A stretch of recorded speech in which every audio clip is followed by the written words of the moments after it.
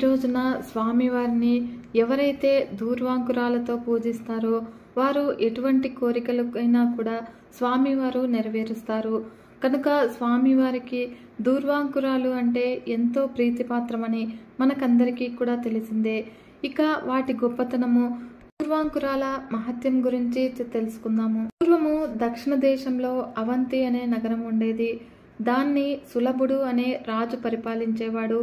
ఈయన సద్గుణవంతుడు, దానశీలి, భక్తిపరుడు అయినటువంటి ఆ మహారాజు గణపతిని నిత్యము కూడా ఆరాధించేవాడు.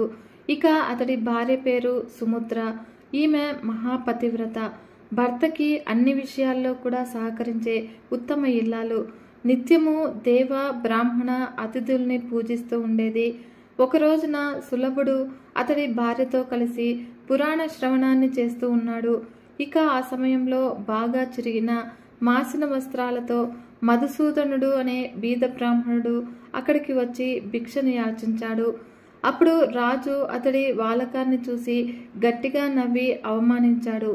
అందులకు ఆ విప్రుడు ఆగ్రహించి, రాజా, ధనమదంతో నిండిపోయినటువంటి నీవు భిక్షార్థినై వచ్చినటువంటి నన్ను చూసి దారుణంగా పరిహసించావు. కనుక ఇకపై నీవు నాగలికి కడ్డపడ్డ ఎద్దులాగా మారి నిత్యము భూమిని దున్నుతూ బాధలను అనుభవించుగాక అని శపించాడు. ఇక అది విని మహాపతివ్రత అయినటువంటి సులభుడి భార్య సుముద్ర ఎంతో కోపం తెచ్చుకుని, ఓ విప్రుడా, చిన్న తప్పుకి ఎంతో ఆవేశంతో మహారాజునని కూడా చూడకుండా భర్తని శపించావు. అందుకు గాను నీవు కూడా యుక్తాయుక్త విచక్షణ తెలియని కంచరగాడివై పోవుగాక అని తిరిగి శపించింది. ఇక మధుసూదనుడికి మరింత ఆగ్రహం కలిగింది. మహారాణి, నన్ను విప్రుణ్ణి కూడా చూడకుండా శపిస్తావా? నీవొక చండాలురాలిగా మారి కటిక దారిద్ర్యాన్ని అనుభవిస్తూ తినకూడనివన్నీ కూడా తింటూ దౌర్భాగ్యమైన జీవితాన్ని గడుపుదువుగా కానీ రాజపత్ని సుముద్రకి శాపమిచ్చాడు. ఈ విధంగా ఆ ముగ్గురు కూడా పరస్పరము శాపాలిచ్చుకుని తమ తమ శరీరాల్ని వదిలివేశారు. ఇక సులభ మహారాజు నాగలికి కట్టబడ్డ ఎద్దులాగా మారిపోగా, మధుసూదనుడినే అనే విప్రుడు కంచరగాడిదిగా మారిపోగాయాడు. ఇక రాజపత్ని సుముద్ర దరిద్రం అనుభవించే ఒక చండాలురాలుగా జన్మించింది. ఇక ఒక రోజున చండాల స్త్రీగా మారినటువంటి సుముద్ర ఆహారం కోసం తాను నివసించే గ్రామానికి దక్షిణం వైపు ఉన్నటువంటి ప్రదేశానికి వెళ్ళింది. అక్కడ దారిలో ఆమెకు ఒక దివ్యమైనటువంటి ఆలయం కనిపించింది. అది మహామహిమాన్వితుడైనటువంటి గణేశుడి మందిరము. అప్పుడు ఆమె నెమ్మదిగా ఆ ఆలయ ప్రాంగణానికి చేరుకుంది. ఇక ఆలయానికి సమీపంలో ఒక గ్రామం కూడా ఉంది. ఇక చండాలి అక్కడే నివాసాన్ని ఏర్పరచుకుంది. నిత్యము కూడా ఆ మందిరానికి ఎంతో మంది మునులు, యోగులు, భక్తులు వచ్చి స్వామివారిని అర్చించి తిరిగి వెళుతూ ఉండేవారు. ఇలా కాలక్రమంలో ఒక రోజున భాద్రపద శుక్ల చతుర్థి తిథి వచ్చింది. ఆ రోజు గ్రామంలో ఉన్న ప్రజలందరూ కూడా ప్రతి ఇంట్లో చిన్న చిన్న గణపతి మందిరాలు నిర్మించి పార్థివ గణపతిని అందులో స్థాపించి స్వామివారిని ఎంతో భక్తి శ్రద్ధలతో పూజించసాగారు. ఇక ఉన్నట్టుండి ఆ రోజు ప్రళయ భీకరంగా గాలితో కూడిన వర్షం ప్రారంభమైంది. ఇక వర్షం దాటికి తట్టుకోలేక గ్రామంలో ఉన్న ఇళ్లలోనికి వెళ్ళి ఆశ్రయం కోరింది చండాలి. అయితే ఎవరూ కూడా ఆమె రూపం చూసి ఆశ్రయం ఇవ్వలేదు. ఏ ఇంటికి వెళ్ళినా కూడా అందరూ కూడా ఆమెను తిరస్కరించేవారు. ఇక చండాలి చలిబాధ తట్టుకోలేక గణపతి ఆలయ ప్రాంగణానికి చేరుకుంది. అక్కడ వానగురవని ప్రదేశాన్ని చూసి ఆ పక్కనే ఉన్నటువంటి గడ్డితో చలిమంట వేసుకుంది. ఆ విధంగా ఆమె అలా చలిమంట కాచుకుంటూ ఉండగా ఆ మంటల్లో నుంచి కాలని ఒక గడ్డి పరక వెళ్ళి ఆలయంలో ఉన్నటువంటి గజాననుడి పాదాల మీద పడింది. ఆశ్చర్యంగా అదే సమయానికి కంచరగాడిదగా చెప్పించబడినటువంటి మధుసూదనుడు గాడిద రూపంలో వానకి చలికి తట్టుకోలేక అదే ఆలయ ప్రాంగణంలోనికి వచ్చాడు. అదేవిధంగా ఎద్దుగా శపించబడ్డటువంటి సులభుడు కూడా ఎద్దు రూపంలో అక్కడికి వచ్చాడు. ఇక గాడిద, ఎద్దు ఈ రెండూ కూడా చలిమంట కోసము చండాలి ప్రోగు చేసినటువంటి గరికమోపు మీద పడి తినటం ప్రారంభించాయి. ఇక గడ్డి తినటంలో అవి ఒకదానితో ఒకటి పోటీ పడ్డాయి. క్రమంలో వాటి మూతులకు అంటుకున్నటువంటి గరికలు కొన్ని ఎగిరి వెళ్ళి గణపతి పాదాల మీద పడ్డాయి. ఇక చలి కాచుకుంటున్నటువంటి చండాలికి కోపం వచ్చింది. తాను సేకరించినటువంటి గరికను తినేస్తూ ఉన్నటువంటి ఎద్దు గాడిదల్ని అక్కడ ఉన్నటువంటి కర్రతో చావుగొట్టింది. ఆ తర్వాత ఆకలికి తట్టుకోలేక అక్కడ భక్తులకి పంచటానికి సిద్ధంగా ఉంచినటువంటి ప్రసాదాన్ని తినివేసింది. తర్వాత వాన వెలిసింది. దాంతో లోపలికి వచ్చినటువంటి భక్తులు, పూజారులు గుడిని అపవిత్రం చేసినటువంటి గాడిదని, ఎద్దుని, చెండాల్ని కూడా చూశారు. అప్పుడు వారికి కోపం వచ్చి ఆ ముగ్గురిని కూడా కర్రలతో బాధతో వెంబడించారు. వారి దెబ్బలకి తట్టుకోలేక గాడిద, ఎద్దు, చెండాలి ఈ ముగ్గురు కూడా గుడి చుట్టూ పరిగెత్తడం ప్రారంభించాడు. అయినా కూడా భక్తులు వాటిని వదలలేరు. ఇక వారి కొట్టే దెబ్బలు తట్టుకోలేక ఆ ముగ్గురు కూడా భీకరంగా ఆక్రందనలు చేస్తూ గుడి బయటికి వచ్చి మరణించారు. పైనుంచి గజాననుడు వీరు పడే బాధలన్నీ కూడా గమనిస్తూ ఉన్నారు. ఆయనకి వారి మీద జాలి కలిగింది. తనలో ఇలా అనుకుంటున్నాడు, శాపగ్రస్తులైనటువంటి ఈ ముగ్గురు కూడా ఇంతకు ముందే గరికల ద్వారా తెలియకుండానే నా పాదాలని అర్చించారు. అది నాకు ఇష్టమైనటువంటి భాద్రపద శుద్ధ చవితి నాడు చేశారు. అలాగే నా గుడి చుట్టూ కూడా ప్రదక్షిణ కూడా చేశారు. కనుక వీరిని ఎలాగైనా కూడా అనుగ్రహించి ముక్తిని ప్రసాదించాలి అని భావించినటువంటి గణపతి ప్రాణాలు కోల్పోయినటువంటి ఆ ముగ్గురికి కూడా దివ్య దేహాల్ని ప్రసాదించాడు. అప్పుడు వెంటనే వారిని తీసుకువెళ్ళడానికి వినాయక లోకం నుంచి ఒక దివ్య విమానం దూతలతో సహా వారి ముందుకొచ్చింది. ఈ దివ్య దృశ్యాన్ని అక్కడే సాధన చేసుకుంటూ ఉన్నటువంటి కొందరు యోగులు, తపస్సంపన్నులు కూడా చూశారు. వారు గణపతి దూతల దగ్గరికి వచ్చి, అయ్యా, ఈ ఎద్దుకి, గాడిదకి, చండాలికి ఇలాంటి దివ్య దేహాలు ఎలా వచ్చాయి?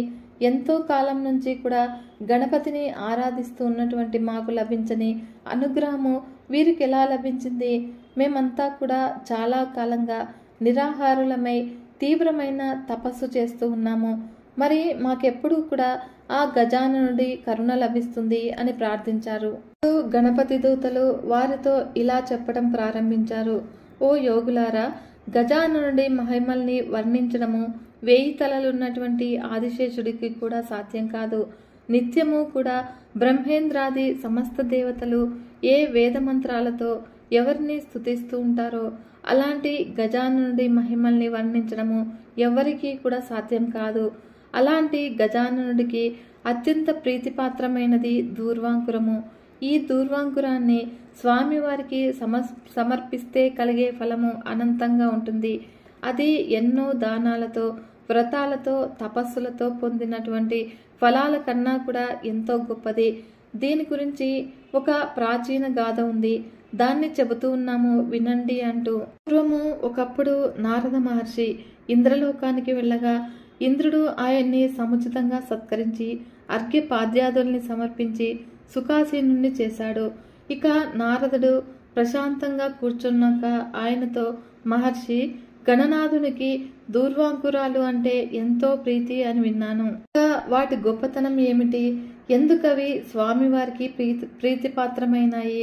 దయచేసి చెప్పండి అని ప్రార్థించాడు. అప్పుడు ఆయన, దేవేంద్ర, పూర్వము స్థావరం అనే నగరము భూలోకంలో ఉండేది. ఆ నగరంలో కౌండిన్యుడు అనే మహర్షి నివసించేవాడు. ఆయన గొప్ప గణపతి ఉపాసకుడు, మహా తపస్వి, సిద్ధపురుషుడు. ఆయన తాను నివసించే ప్రదేశానికి దక్షిణ దిశలో ఒక పవిత్రమైనటువంటి ఆశ్రమాన్ని నిర్మించాడు. నూతనంగా నిర్మించినటువంటి ఆ ఆశ్రమము చక్కటి నీటి కొలనులతో, ఫలపుష్పభరితాలై వృక్షాలతో, అందమైనటువంటి లతలతో ఎంతో రమ్యంగా ఉంది. అలాంటి ఆహ్లాదకరమైనటువంటి వాతావరణంలో కౌండిన్యముని స్థిరచిత్తంతో ధ్యాన నిష్ఠాపరాయణుడై శ్రీ గణపతి షడక్షర మహామంత్రాన్ని నిరంతరము కూడా జపించసాగాడు. ఈ విధంగా ప్రతిరోజు కూడా ఆశ్రమంలో మురిచినటువంటి దూర్వాంకురాలు అంటే లేత గుచ్చిలతో గణపతి ప్రతిమను అర్చించేవాడు. ఇక ఒక రోజున కౌండిన్యుడి భార్య ఆశ్రయాదేవి ఆయనతో, స్వామి, మీరు ప్రతిరోజు కూడా మీ పూజానంతరము గణపతి ప్రతిమ మీద దూర్వాంకురాల్ని ఉంచుతూ ఉన్నారు. వాటితోనే స్వామివారిని పూజిస్తూ ఉన్నారు. కేవలము ఈ గడ్డి పరకలకే గణేశుడు సంతోషిస్తాడా? ఇక వీటిని సమర్పించడంలో ఉన్న రహస్యం ఏమిటి? దయచేసి నాకు చెప్పండి అని కోరింది. అప్పుడు కౌండిన్యుడు చిరునవ్వుతో ఇలా చెప్తూ ఉన్నాడు. దేవి, పూర్వము సంయమని అనే నగరం ఉండేది. ఒక రోజున ఆ నగరంలో ఎంతో వైభవంగా ఒక ఉత్సవం జరిగింది. దానికి అప్సరసలు, గంధర్వులు, దిక్పాలకులు, ఇలా సకల దేవతాగణాల వారు కూడా విచ్చేశారు. ఇలా ఎంతో వైభవంగా కొలువుదీరినటువంటి ఆ దేవతల సమక్షంలో అతిలోక సుందరి తిలోత్తమ అద్భుతంగా నృత్యం చేస్తుంది. ఇక ఆ సమయంలో అనుకోకుండా తిలోత్తమ కట్టుకున్నటువంటి చీర తొలగింది. అది చూసి ఆ సభలో కూర్చున్నటువంటి యముడు ఎంతో మోహపడ్డాడు. ఒక్కసారిగా పైకి లేచి ఆమెను కౌగిలించుకోవాలి అనుకున్నాడు. అయితే అంతలో అతడి వీర్యము స్థలితమై భూమి మీద పడింది. అప్పుడు ఆయన సిగ్గుతో తల వంచుకుని కూర్చున్నాడు. ఆ విధంగా నేల మీద పట్టినటువంటి యముడి వీర్యం నుంచి బగబగా మండే జ్వాలాలతో ఒక భయంకరమైనటువంటి పురుషుడు ఆవిర్భవించాడు. భయంకరమైన కూరలతో, విశాలమైన ముఖంతో, నిప్పు కణాల్లాంటి కళ్ళతో పెద్దగా అరుస్తూ అందరినీ కూడా భక్షించాలని బయలుదేరాడు. విధంగా వికటాటహాసం చేస్తూ వస్తున్నటువంటి అతన్ని చూసినటువంటి ముల్లోకవాసులంతా కూడా భయపడిపోయారు. అందరూ కూడా వైకుంఠానికి పరిగెత్తి శ్రీహరిని శరణు వేడుకున్నారు. అప్పుడు ఆయన ఆ పని తన వల్ల కాదు అని, ఆ రాక్షసుడి బారి నుంచి కాపాడగలిగేది గణేశుడు ఒక్కడేనని చెప్పి ఆయన్ని శరణు వేడుకోమని పంపించాడు.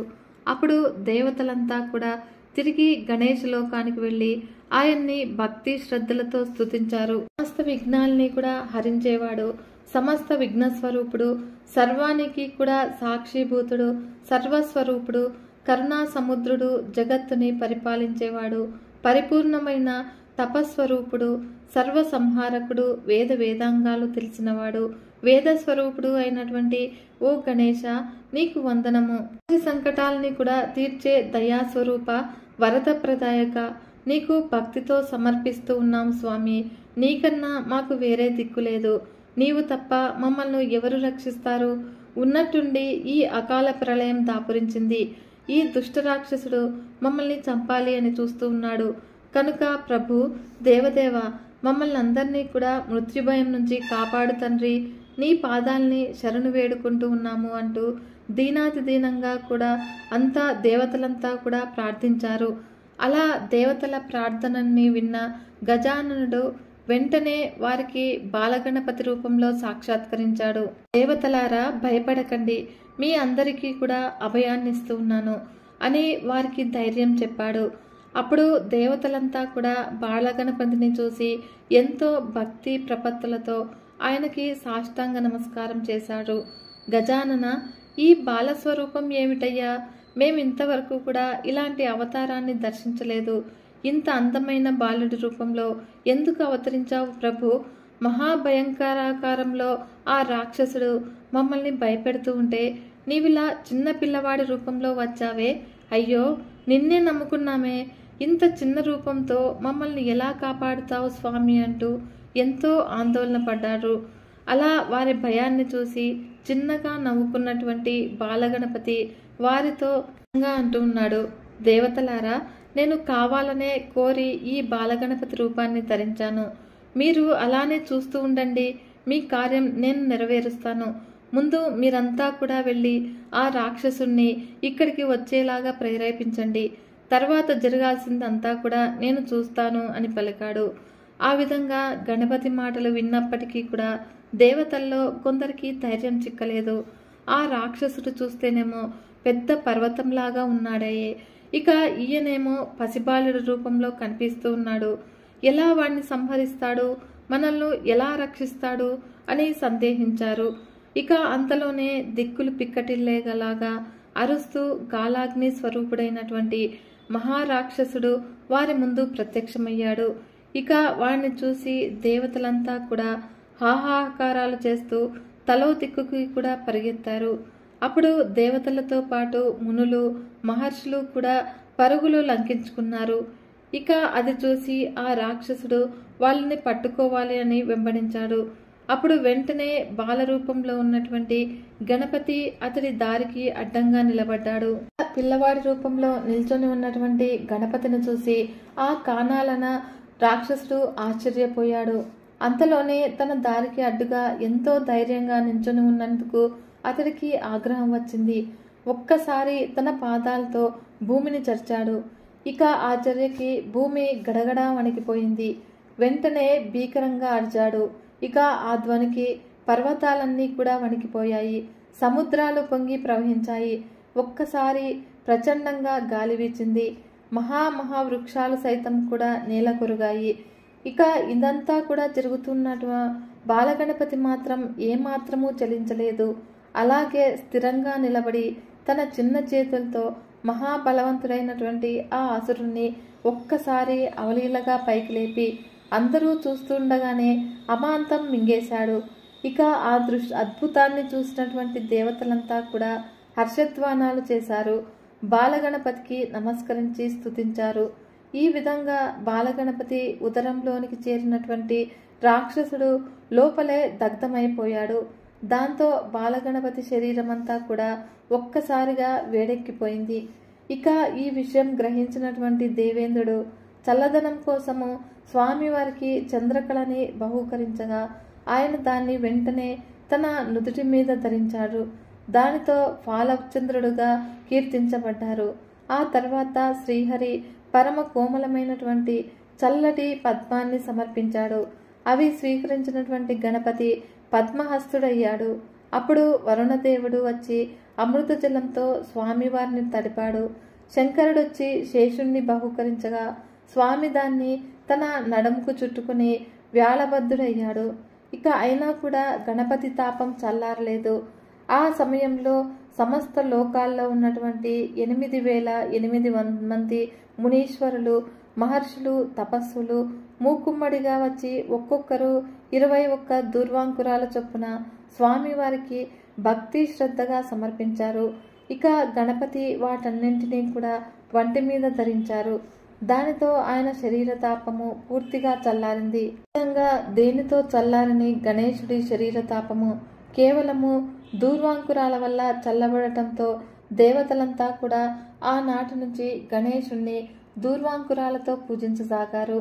ఆ విధంగా వారి పూజలతో సంతృప్తి చెందినటువంటి గజాననుడు ఎంతో సంతృప్తి చెందాడు. ప్రియమైన దేవతలారా, మీరు సమర్పించినటువంటి దూర్వాంకురాలు నా శరీర తాపాన్ని పోగొట్టి నాకెంతో హాయిని చేకూర్చాయి.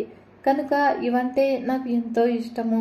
మీరు నా పూజ కోసము సేకరించే పదార్థాలతో దూర్వాంకురాలు తప్పకుండా ఉండాలి. ఇవి లేకుండా చేసే పూజని నేను స్వీకరించను. ఉదయకాలంలో నా పూజ చేసే భక్తులు 21 లేక కనీసము 1 దూర్వాంకురాన్నైనా కూడా నాకు సమర్పిస్తే నేను ఎంతో సంతోషిస్తాను. వారు చేసే పూజ అనంతమైన శుభ ఫలితాన్నిస్తుంది అని అందరినీ కూడా ఆశీర్వదించి అంతర్ధానమయ్యాడు. గజాననుడు మహారాక్షసుణ్ణి సంహరించినటువంటి ప్రదేశంలో దేవతలంతా కలిసి ఒక గణపతి ఆలయాన్ని నిర్మించారు. అందులో స్వామివారి ప్రతిమని స్థాపించి విఘ్నహర గణపతి అనే పేరు పెట్టారు. కాలానలుడు అనే అసురుడిపై విజయం సాధించిన ఈ ప్రదేశము కాలాంతంలో విజయపురం అని ప్రసిద్ధి చెందింది. ఇక్కడ చేసినటువంటి జపము తపము అనంతమైనటువంటి పుణ్యాన్ని ఇస్తుంది. ఇంకా ఈ రోజున దూర్వాంకుర మహత్యము ఎవరైతే వింటారో ఈ అనంతమైన పుణ్యఫలం లభిస్తుంది. గణేశుడి అనుగ్రహము తప్పక కలుగుతుంది. ఈ విధంగానే కౌండిన్యుడు అనే మహర్షి భార్య దాని నుండి మహిమలు తెలుసుకోవాలనుకుంది. దయచేసి చెప్పండి అని కోరింది. ఇక భార్య మాట కాదనలేక కౌండిన్యుడు ఇలా చెప్పటం ప్రారంభించాడు. దేవి, పూర్వము ఒకనాడు గణనాథుడు తన లోకంలో సుఖంగా కూర్చున్న సమయంలో త్రిలోక సంచారి నారదుడు ఆయన దగ్గరకొచ్చి సాష్టాంగ నమస్కారం చేశారు. గణపతి ఆయన్ని ఉచితాసనం మీద కూర్చోబెట్టగా నారదుడు ఎంతో ఆనందించి, మహాదేవ గజానన, నేను సంచారం చేస్తూ ఉండగా మార్గమధ్యంలో ఒక ఆశ్చర్యకరమైన విషయాన్ని చూశాను.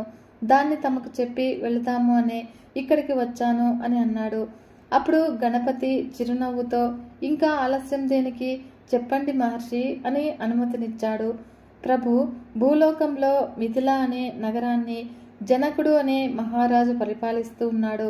సకల సుగుణోపేతుడైనటువంటి ఆ మహారాజు ఎన్నో దాన ధర్మాలు చేసి ధర్మాత్ముడిగా ప్రసిద్ధి చెందాడు. నిత్యము కూడా దేవబ్రాహ్మణుల్ని సాధు సజ్జనుల్ని పూజిస్తూ ధర్మబద్ధంగా జీవిస్తూ ఉన్నాడు. ఆయన అంతా ధర్మతత్పరుడిగా ఉన్నందువల్లనే కాబోలు ఎంత దానం చేస్తూ ఉన్నా కూడా ఆయన దగ్గరున్నటువంటి సంపద ఎప్పటికీ కూడా తరగకుండా అలానే స్థిరంగా ఉంది. ఒక రోజున నేను ఆయన గృహానికి వెళ్ళి అభినందించాను. అయితే తాను గొప్ప బ్రహ్మజ్ఞానినన్న అభిమానంతో నన్ను కొద్దిగా అపహాసం చేశాడు. ఆయనలో అహంకారము ఎలా ఉంది అంటే, నేను ఓ మహారాజా, దాని నుండి అనుగ్రహంతో నీవిలా అక్షయ సంపదకి అధిపతివయ్యావు. ఆయనే నీకు ఈ సంపదల్ని అనుగ్రహిస్తూ ఉన్నాడు.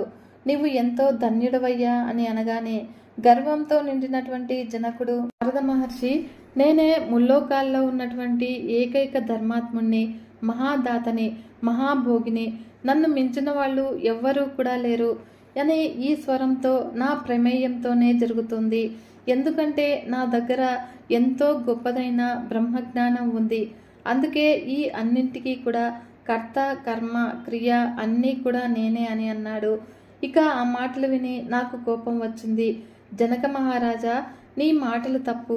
నీవెంత బ్రహ్మజ్ఞానివైనా కూడా అందరికన్నా గొప్పవాడి కావు.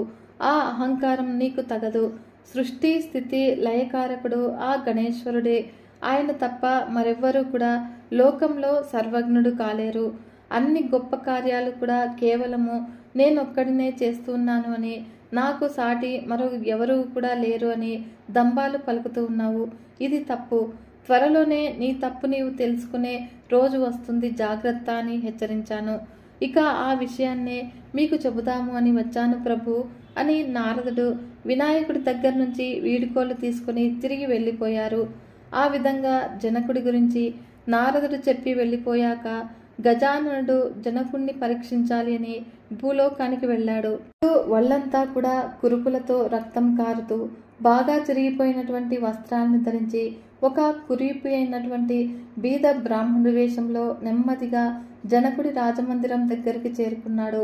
అక్కడ ఉన్నటువంటి ద్వారపాలకులతో, అయ్యా, మీరు లోపలికి వెళ్ళి ఒక బీద బ్రాహ్మణుడు ఎంతో ఆకలితో వచ్చాడు అని మీ రాజుకు చెప్పండి అని అర్థించాడు. అప్పుడు వెంటనే వారిలో ఒక ద్వారపాలకుడు లోపలికి వెళ్ళి జనక మహారాజుతో ఈ విషయాన్ని చెప్పారు. అప్పుడు జనకుడు వెంటనే ఆ బ్రాహ్మణుణ్ణి తీసుకురమ్మన్నాడు. ఇక వృద్ధుడి రూపంలో ఉన్నటువంటి గణపతి లోపలికి ప్రవేశించాడు.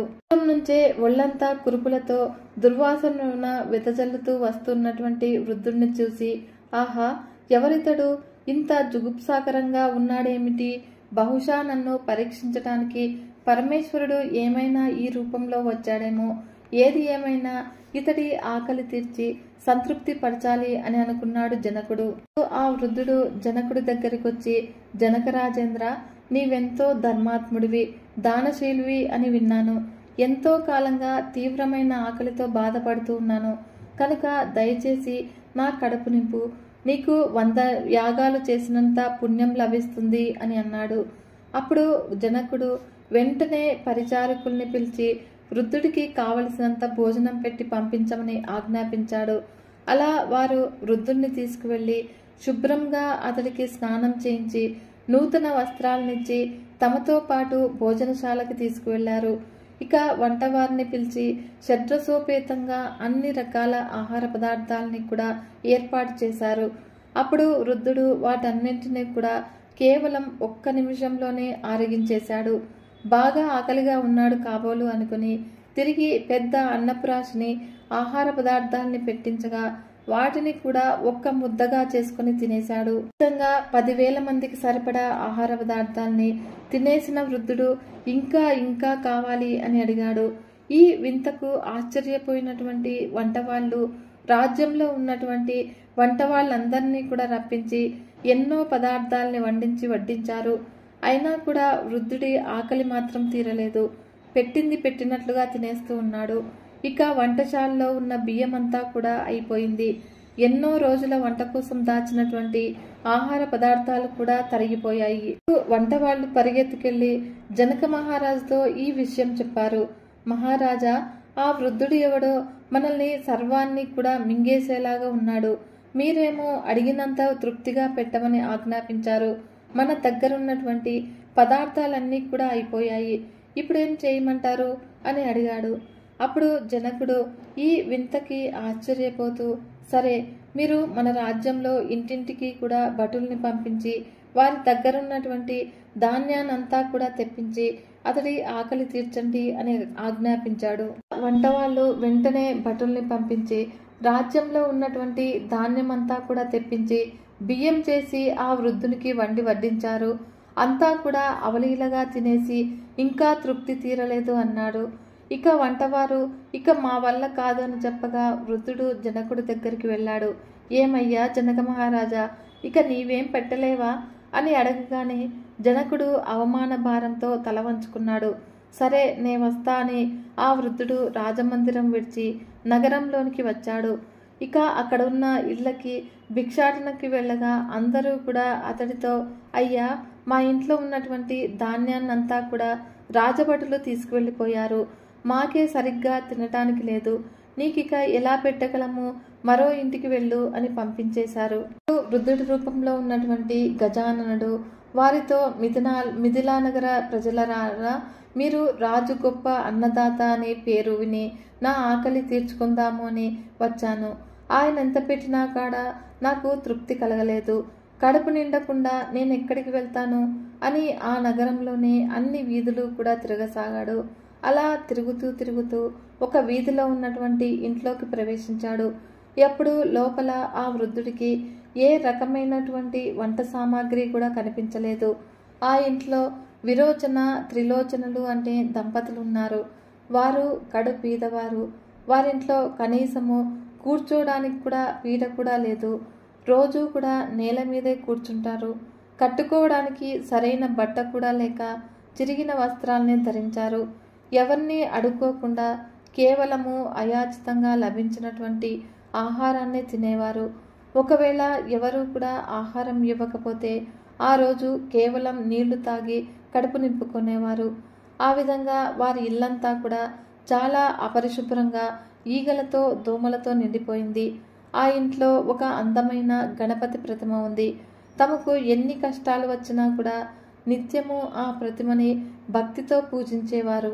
అలాంటి బీద దంపతుల ఇంట్లోకి ప్రవేశించినటువంటి వృద్ధుడు వారితో, పుణ్య దంపతులారా, నేనొక బీద బ్రాహ్మణుణ్ణి. బాగా ఆకలి వేసి జనక మహారాజు మందిరానికి వెళ్ళి నా ఆకలిని తీర్చమన్నాను.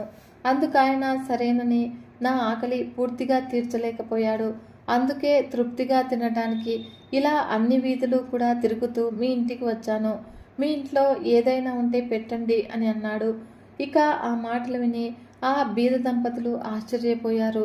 విప్రోత్తమ, సాక్షాత్తు మా జనక మహారాజే మిమ్మల్ని తృప్తిపరచలేకపోయాడు అంటే కటిక దరిద్రులమైనటువంటి మేము ఎంత, మా బ్రతుకులెంత? మేమే 4 రోజుల నుంచి కూడా ఏదీ లభించక నీళ్లతో కడుపు నింపుకుంటూ ఉన్నాము. ఇక నీ ఆకలి ఎలా తీర్చగలము అని అన్నారు. ఆ వృద్ధుడు, దంపతులారా, మీరేమీ కూడా సంకోచించకండి. ప్రేమతో, భక్తితో మీరు ఏం కొంచెం ఇచ్చినా కూడా, ఏది ఇచ్చినా కూడా నాకు అది తృప్తిగా కలిగిస్తుంది. అలా కాకుండా అహంకారంతో ఎంత ఇచ్చినా అది తృప్తిని కలిగించదు. మీరిచ్చేది ఏదైనా నేను ఆనందంగా స్వీకరిస్తాను అని అన్నాడు మాయా వృద్ధుడు.